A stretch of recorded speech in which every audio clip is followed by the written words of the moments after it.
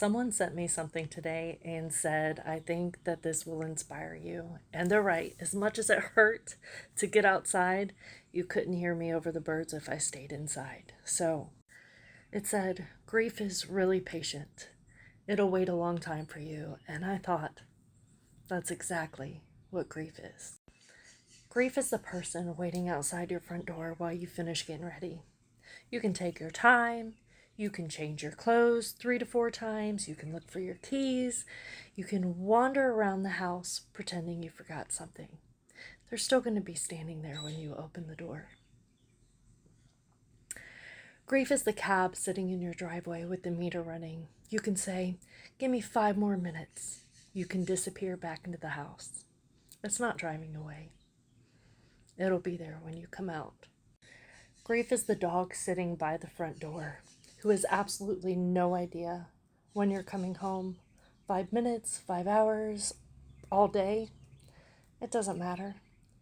It heard your car pull away, and eventually it knows it's going to hear that key in the door again. Grief is even that damn pigeon sitting in the tree outside your window. Maybe you haven't thrown it a breadcrumb in 3 days. It doesn't matter. That pigeon remembers. And sooner or later, it's going to be right there waiting when you open that window again. Because grief doesn't need to chase you. It doesn't have to demand your attention. It doesn't have to remind you that it's there every second of every day. Grief can afford to be patient. You can bury yourself in your work. You can stay busy. You can avoid the photographs. You can skip the anniversary. You can tell everyone you're doing fine.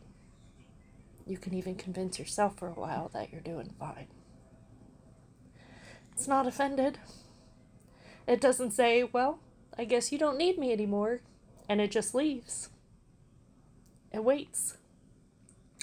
I don't think that means we're required to spend every moment actively grieving.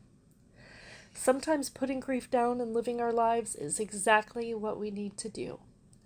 But I think it does mean that we don't have to be afraid that we've somehow missed our opportunity to grieve either. If you've been surviving for 6 months, 2 years, 10 years, and something finally cracks open, grief will meet you there. It always has been extraordinarily patient. Thank you, Jan. That hit home.